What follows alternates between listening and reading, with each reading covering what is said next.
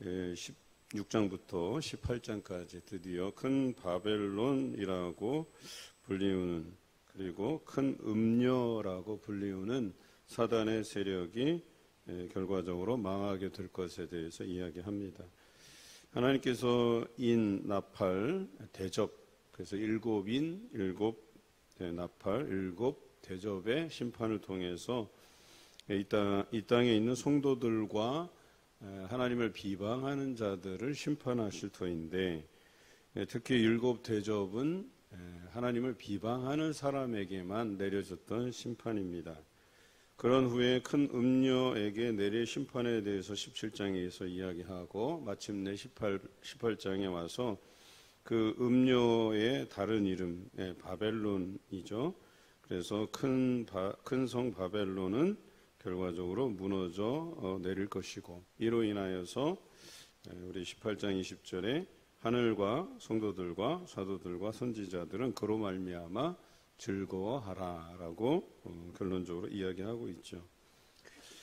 그래서 이 요한계시록 16장에서 18장까지의 말씀을 통해서 성도들이 살아가는 삶이 비록 호락호락하지 않더라도 잘 견디고 그 믿음을 지키면 결과적으로 승리하게 될 것임을 우리에게 말씀해 주십니다.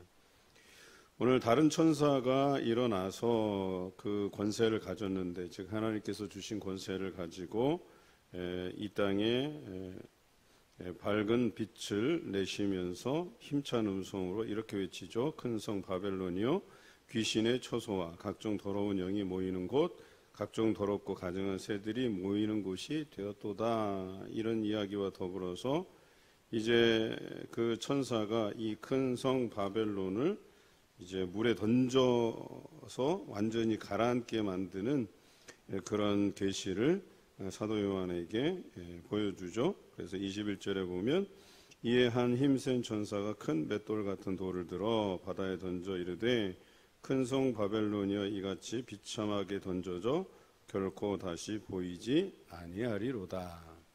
완전히 사라질 것에 대해서 말씀하시죠. 비유로 설명한 거죠. 큰 돌을 던져서 물에 던졌는데 그 물에서 돌이 사라짐 같이 이제 이 큰 성 바벨론은 그렇게 사라질 것이다 라고 이야기합니다. 요한계시록에 보면 짐승의 표를 받은 자들이 있잖아요.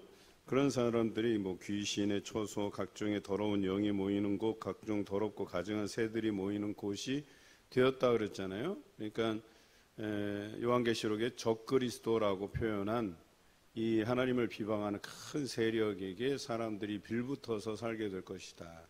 그런 사람에게 짐승의 표를 주고 그런 사람들이 이 땅에서 얼마간의 권세를 받고 성도들을 비방하고 자신들이 다스리고 또 자신들의 이익을 부풀리면서 장사하는 그 얼마간의 시간이 있을 거라고 이야기하죠. 그리고 이 기간이 지나면 이제 심판이 이루어지는데 바로 그 여인이 낳은 아들, 그리고 또 다른 표현으로 하면 예수 그리스도께서 또 어린 양 되신 예수 그리스도께서 승리하시는 그날이 속히 올 것이다. 이렇게 기록하고 있죠. 3절에 그 음행의 진노의 포도주로 말미암아 만국이 무너졌으며 또 왕들이 그와 더불어 음행하였으며 땅의 상인들도 그 사치의 세력으로 치부하였도다 그랬어요.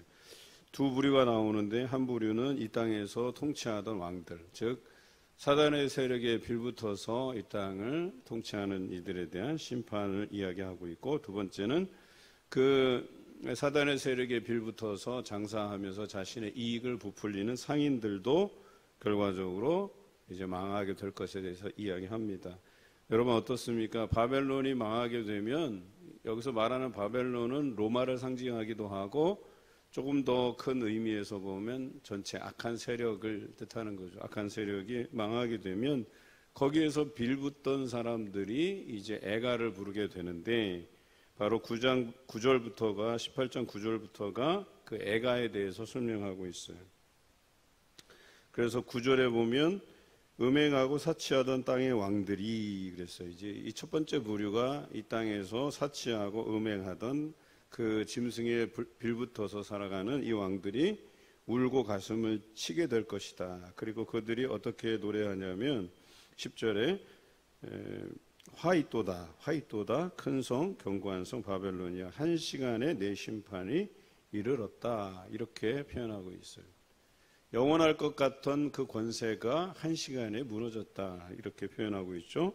11절에는 땅의 상인들이 이제는 울고 애통하는데 그 울고 애통하는 이유가 그들의 상품을 사는 자가 없기 때문에 더 이상 그 짐승의 힘을 빌려서 이제 그들의 이익을 쌓는 일이 멈추었기 때문에 그래서 그 상품은 금, 은, 보석, 진주, 세마포, 자주옥과 온갖 각종 귀한 재료들 또 향료들 또 소와 양과 말들 수레와 종들과 사람의 영혼들 이것들이 이제는 더 이상 사는 자가 없고 유통이 되지 않아서 그들에게 어떤 이익도 가져다 주지 못함을 인하여서 그들이 애가를 부르고 있다라고 하는 것이죠.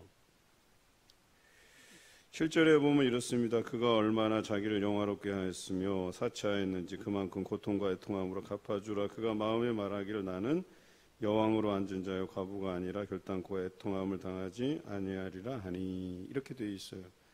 성도들을 묘사한 것인데요. 이 성도들이 결과적으로 자신들이 당한 그 고통, 그 박해 이것을 갑절로 갚아줄 날이 도래할 것이라고 이야기하고 있어요.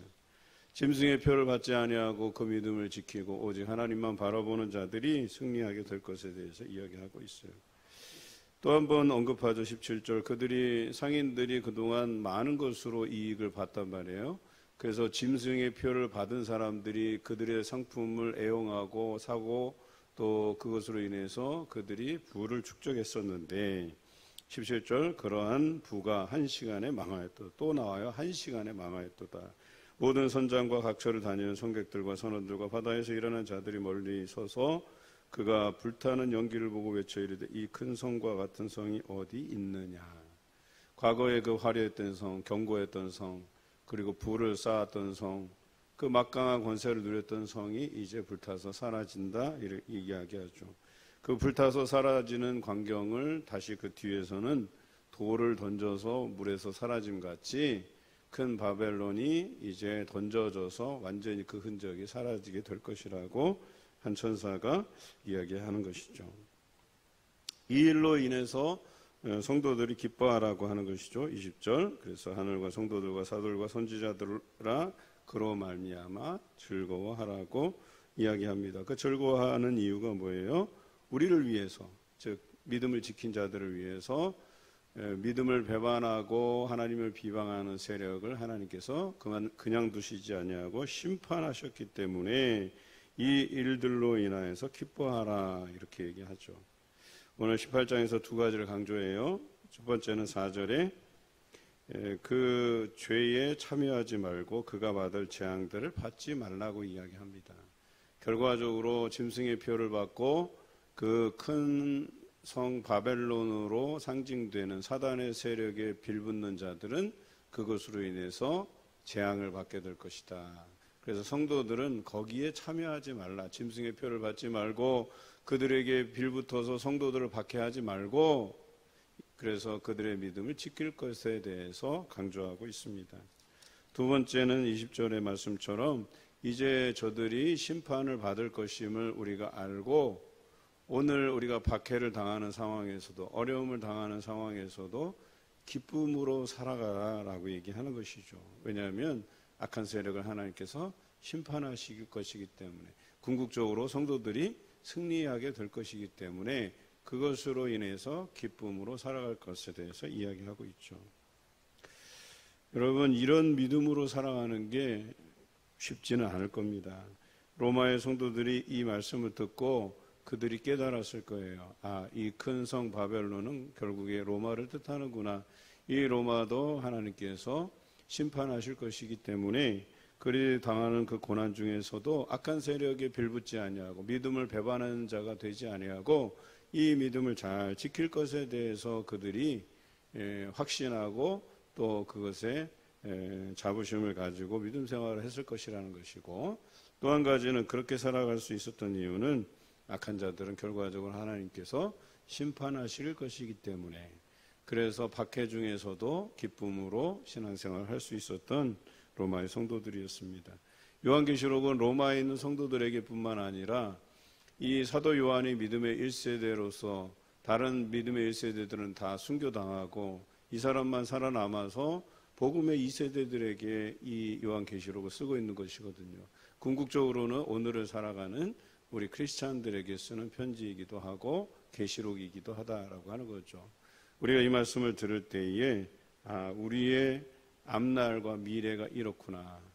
그리고 우리가 살아가는 동안 예수 그리스도께서 이 땅에 재림하시면 그보다 더 좋은 일이 없겠지만 또 그 이후에 우리의 자녀 손들이 살아가는 시대에 또 예수 그리스도가 이 땅에 온다고 한다면 우리가 이 믿음을 자녀들에게 유산처럼 나누어 주고 또 그들이 믿음 안에서 살아갈 수 있도록 격려하는 것이 오늘 우리가 해야 될 일임을 우리가 깨닫게 됩니다.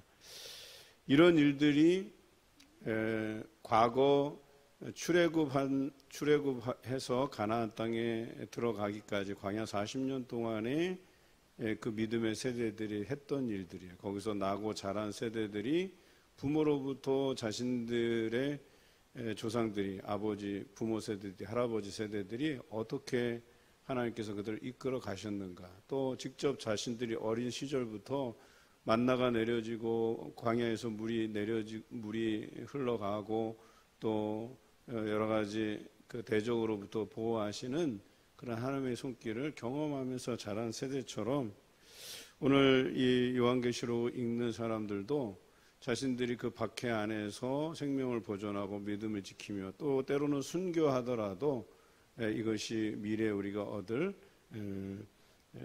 성도에 대한 승리임을 그들이 자각하고 살아갔다는 거고, 그 후손들도 원망하지 아니하고 그 상황들을 자연스럽게 받아들이고 성도가 당하는 이 박해 후에는 결과적으로 하나님께서 그 성도들의 승리를 가져다 줄 것임을 확신하면서 살아갔다라고 하는 것입니다.